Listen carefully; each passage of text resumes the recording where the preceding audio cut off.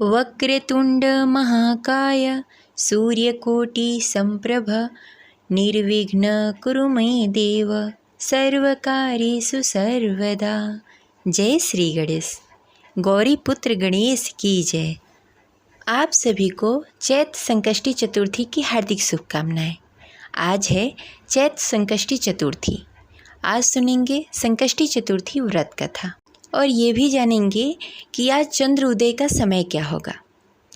तो प्रेम से बोलिए गौरी पुत्र गणेश की जय। कथा शुरू करने से पहले कमेंट बॉक्स में लिखें जय श्री गणेश और इस वीडियो को लाइक करना ना भूलें। आपका लाइक और कमेंट हमारे लिए बहुत महत्वपूर्ण है। आपके एक लाइक और कमेंट से हमें ये लगता है कि हमारी कथा आपको अच्छी लगी, तो इसलिए लाइक और कमेंट अवश्य करें। चलिए सुनते हैं संकष्टी चतुर्थी व्रत कथा। एक समय की बात है जब कैलाश में माता पार्वती और भगवान गणेश विराजमान थे।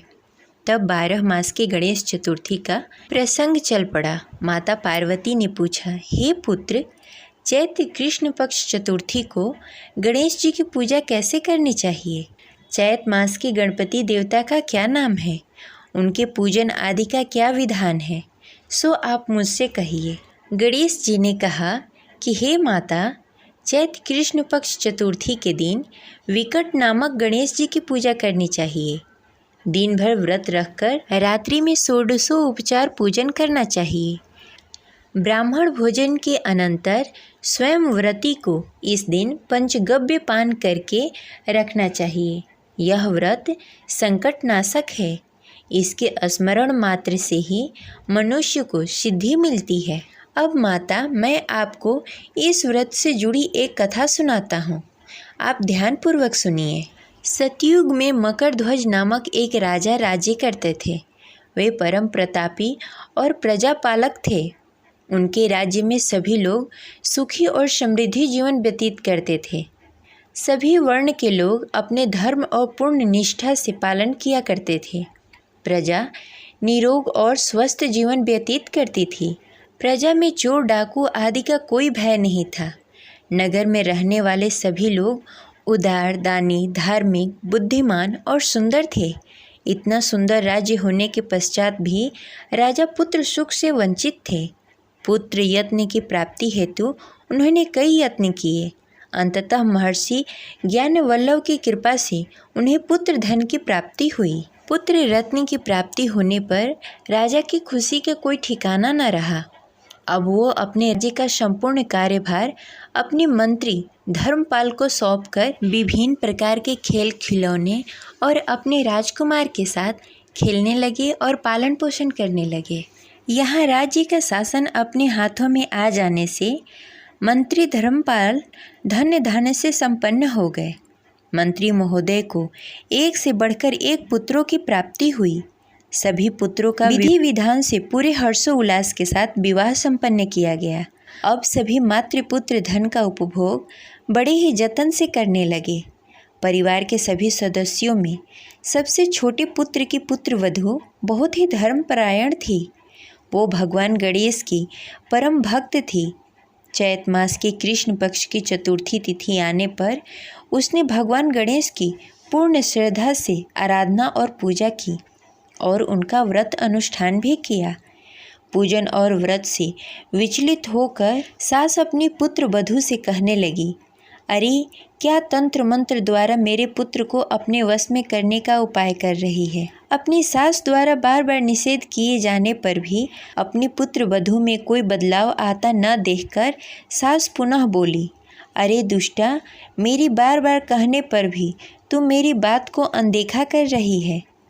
मैं तुझे पीट कर ठीक कर दूंगी। मुझे यह सब तांत्रिक अविचार पसंद नहीं है। अपनी सास की बात सुनकर पुत्र वधू ने विनम्रता से कहा, हे सासू माँ, मैं संकट नाशक भगवान गणेश की व्रत करती हूँ। यह व्रत अनुष्ठान करने से मनोवांछित फल की प्राप्ति होती है। अपनी पुत्र वधू की बात सुनकर क्रोधवश सास ने अपने पुत्र से कहा, हे पुत्र, तुम्हारी वधू जादू टोने पर उतारू हो गई है। मेरे बार बार समझाने पर भी उसने मेरी एक न सुनी। अब तुम ही इसे मारकर उसकी अकल को ठिकाने लाओ। मैं किसी गणपति को नहीं जानती, न ही मानती हूँ। वे कौन हैं और व्रत कैसे किया जाता है? हम लोग तो राजकुल से हैं, हमारी भला किस विपत्ति को वो नष्ट करेगी? माता की आज्ञा को मानते हुए उसके पति ने उसे मारा और पीटा। इतनी पीड़ा को सहन करते हुए भी वह पुत्रवधू ने व्रत को पूर्ण किया। व्रत के अंत में वो भगवान गणेश से स्मरण करते हुए कहने लगी, हे प्रभु, हे विघ्नेश्वर, आप हमारे सास ससुर को अपना परचम दिखलाइए ताकि वो आपकी महिमा को समझ पाएं और उनके मन में भी आपके प्रति श्रद्धा और भाव जागृत हो। अपने भक्त की करुणामयी पुकार सुनकर भगवान गणेश जी ने देखते ही देखते राजा का पुत्र का अपहरण कर उसे धर्मपाल के महल में कहीं छिपा दिया। उसके बाद राजकुमार के सभी वस्त्र अलंकारों को उतारकर राजमहल में फेंक दिया और खुद अंतर्ध्यान हो गए। इधर राजा ने प्रेम पूर्वक अपने पुत्र को पुकारा, किंतु उन्हें कोई प्रति उत्तर नहीं मिला। प्रति उत्तर न मिलने पर उन्होंने शीघ्रता से पुत्र की खोज को शुरू कर दिया। राजा को अपने महल में पुत्र की पुष्टि न होने पर वह शीघ्रता से मंत्री धर्मपाल के महल में गए और वहां जाकर अपने पुत्र को खोजने लगे। वहां उन्होंने सबसे पूछा कि मेरा पुत्र कहाँ है? यहाँ उसके सभी वस्त्र और आभूषण मिल गए हैं, किंतु मेरा राजकुमार कहाँ चला गया? किसने ऐसा निंदनीय कार्य किया है? हाय, मेरा राजकुमार कहाँ है? राजा की व्याकुलता धीरे धीरे बढ़ने लगी। राजा की दशा को देखकर मंत्री धर्मपाल ने कहा, हे राजन, आपका चंचल पुत्र कहाँ है? उसका मुझे कोई पता नहीं, किंतु मैं अभी पूरे राज्य में बाग बगीचे आदि स्थानों पर उनकी खोज आरंभ करता हूँ। उसके बाद व्याकुल राजा नौकर सेवकों आदि से कहने लगे, हे अंगरक्षकों, सेवकों, मेरे पुत्र को शीघ्र पता लगाओ। राजा का आदेश मिलने मात्र से ही राजा के पुत्र की खोज जोरों शोरों से शुरू हो गई, किंतु राजा के पुत्र का कोई पता नहीं चल रहा था। जब राजा के पुत्र का कहीं भी पता न चला, तब वो राजमहल में आके राजा के समक्ष डरते डरते यह निवेदन करने लगे, हमें क्षमा करें, अभी तक अपहरणकारी का कोई पता नहीं चला। राजकुमार को पूरे नगर में किसी ने भी आते जाते नहीं देखा। उनकी बातें सुनकर क्रोधवश होकर राजा ने अपने मंत्री को बुलाया और कहा, हे धर्मपाल, मेरा राजकुमार कहाँ है? मुझे साफ साफ बता दे कि मेरा राजकुमार कहाँ है। उसके सभी वस्त्र आभूषण मुझे दिखाई दे रहे हैं, केवल वही दिखाई नहीं दे रहा है। अरे नीच, मुझे बता दे कि मेरा राजकुमार कहाँ है, अन्यथा मैं तुझे और तेरे पूरे कुल का नाश कर दूंगा। इसमें जरा भी संदेह मत रखना। राजा द्वारा डांट पड़ने के कारण मंत्री विचलित हो गए। मंत्री धर्मपाल ने राजा के समक्ष नतमस्तक होकर कहा, हे भूपाल, मेरा विश्वास कीजिए, मैं अभी पता लगाता हूँ। इस नगर में बालक अपहरणकर्ताओं के कोई गिरोह भी नहीं है और न ही कोई डाकू आदि यहाँ आते जाते हैं। पता नहीं किस नराधनी ने ऐसा नीच कर्म किया है और न जाने कहाँ गायब हो गया है। धर्मपाल अब अपने महल आकर अपनी पत्नी एवं पुत्रों से पूछने लगा। उसने अपने सभी पुत्रों को बुलाकर पूछा, यह नीच कर्म किसने किया है? यदि राजकुमार का पता नहीं चला तो राजन मुझे और मेरे पूरे वंश का विनाश कर देंगे। अपने ससुर की बात सुनकर सबसे छोटी बहू ने कहा, हे पिताश्री, आप इतने चिंतित क्यों हो रहे हैं? यह सब भगवान श्री गणेश की लीला है। उन्हीं के कोप का परिणाम आप भुगत रहे हैं। अतः आप भगवान श्री गणेश की पूजा आराधना करें। अगर राजा से लेकर नगर के सभी प्रजाजन पूर्ण श्रद्धा के साथ गणेश चतुर्थी का व्रत करें तो भगवान गणेश फलस्वरूप राजकुमार को अवश्य ही लौटा देंगे। मेरा वचन कभी मिथ्या नहीं होता। छोटी बहू की बात सुनकर ससुर ने कहा, हे पुत्री, तुम सत्य कह रही हो, तुम धन्य हो। हमारे कुल में एक तुम ही हो जो मेरा और मेरे कुल का उद्धार करोगी। भगवान गणेश की पूजा कैसे की जाती है वो तुम मुझसे बताओ।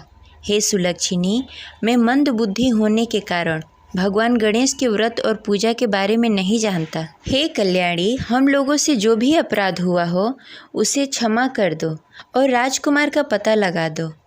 तब सब लोग कष्टनाशक गणेश चतुर्थी का व्रत अवश्य ही करेंगे। राजा सहित समस्त प्रजाजनों ने गणेश जी को प्रसन्न करने हेतु व्रत किया। इससे गणेश जी प्रसन्न हो गए। सब लोगों को देखते ही देखते उन्होंने राजकुमार को प्रकट कर दिया। राजकुमार को देखकर सभी नगरवासी आश्चर्यचकित हो गए। सब लोग बहुत प्रसन्न हुए। राजा के हर्ष उल्लास का कोई सीमा नहीं था। राजा कह उठे, हे गणेश जी, धन्य है और साथ ही मंत्री की कल्याणी बहू भी धन्य है, जिसकी कृपा से मेरा पुत्र यमराज के पास जाकर भी लौट आया। अतः सब लोग इस संतानदायक व्रत को निरंतर विधि पूर्वक करते रहेंगे। श्री गणेश जी बोले, हे माता, इस लोक तथा सभी लोकों में इससे बढ़कर अन्य कोई व्रत नहीं है। इसी कथा को युधिष्ठिर जी ने श्री कृष्ण जी से सुना था और इसी चैत्र कृष्ण पक्ष चतुर्थी व्रत करके उन्होंने खोया हुआ धन और राज्य प्राप्त किया था। ये रही संकष्टी चतुर्थी व्रत कथा। प्रेम से बोलिए गौरी पुत्र गणेश की जय। अब चलिए जानते हैं कि आज संकष्टी चतुर्थी के दिन चंद्र उदय का समय क्या होगा। काशी के ज्योतिषाचार्यों के अनुसार आज चंद्र उदय के साथ भगवान गणेश की आराधना की जाती है। हिंदू पंचांग के अनुसार 28 मार्च 2024 को रात्रि 9:09 पर चंद्र उदय होगा। हालांकि अलग अलग शहरों में चांद निकलने का समय थोड़ा इधर उधर होता है, तो चंद्र दर्शन और पूजा के बाद ही व्रत संपन्न होता है। इसलिए चांद निकलने के बाद ही व्रत संपन्न करें। ये रही आज की जानकारी। आशा करते हैं आपको अच्छी लगी होगी। मिलते हैं अगले वीडियो में। तब तक के लिए जय गणपति देव, जय शिव शंभु।